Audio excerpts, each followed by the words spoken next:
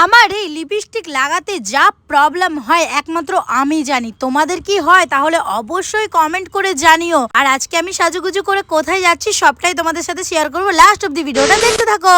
আজকে দুপুরের খাবার খেয়েছি 4টের সময়, কারণ সকাল থেকে বাড়িতে অনেক কাজ ছিল, তাই আজকে সারাদিন কোনো ভিডিও করতে পারিনি। বিকালে ভিডিওগুলো শুট করছি। আর আজকে আসবে আমাদের দুর্গাপুরে মোনালি ঠাকুর, তো সেখানেই যাবো।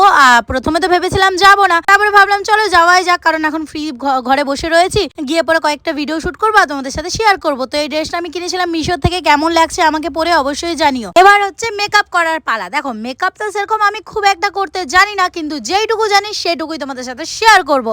আর একটা কথা, তোমরা এই ভিডিওটা কে কোথা থেকে দেখছো আর তোমাদের নাম কি অবশ্যই লিখবে, তাহলে নেক্সট ভিডিওতে তোমাদের নাম নিয়ে নেবো। আর তোমরা এখনো যারা আমার ইউটিউব চ্যানেলটা সাবস্ক্রাইব করোনি, অবশ্যই ইউটিউব চ্যানেলটা সাবস্ক্রাইব করো। আর ইউটিউবের ভিডিওতে বেশি বেশি করে লাইক কমেন্ট করতে হবে, তাহলে তোমরা পেয়ে যাবে গিফট। জানুয়ারি 31 তারিখ অব্দি কিন্তু লাইক কমেন্ট করতে হবে। তারপরে আমি সিলেক্ট করে নেব 6 জনকে। করতে থাকো ইউটিউবের ভিডিওতে লাইক কমেন্ট বেশি বেশি করে।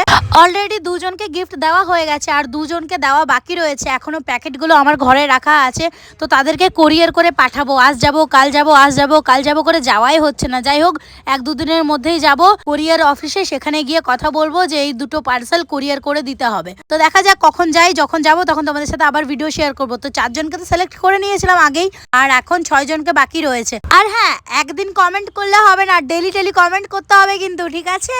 আর আমার কপালটা অনেকটাই উঁচু, তাই যে কোনো হেয়ার স্টাইল আমার চুলে মানায় না। তো এরকম করে চুলটা বেঁধেছি। এখন তো দেখতে ঠিক লাগছে, কিন্তু আমি যখন বাইরে ঘুরতে গেছিলাম, বাইরে ঘুরে ভিডিও করছিলাম, তখন কপালটা কত উঁচু উঁচু লাগছিল। আর অনেকেই আমাকে বলছে তুমি হেয়ার এক্সটেনশন করে নাও, কিন্তু দেখো অত টাকা পয়সা নেই। আর যখন টাকা পয়সা হবে তখন ভাবছি হেয়ার এক্সটেনশন করে নেবো, তাহলে কপালটা একটু ঢাকা ঢাকা লাগবে। আর এরকম হেয়ার স্টাইল করে সামনের ক্যামেরাটাতেই ভিডিওটা ভালো লাগছে, কিন্তু পিছনের ক্যামেরাটাতে যেই ভিডিও করতে গেলাম তখন অনেকটা কপালটা উঁচু উঁচু লাগছিল। যাই হোক সেটা নেক্সট ভিডিওতে তোমরা দেখতে পাবে কপালটা কেমন জানি উঁচু উঁচু লাগছিল। আর মোনালি ঠাকুরকে দেখতে গেছিলাম, সেই ভিডিওগুলো অলরেডি আমি আমার ফেসবুক আইডিতে আপলোড করে দিয়েছি, মাধবী প্রামাণিক। যারা এখনো দেখোনি দেখে নিও।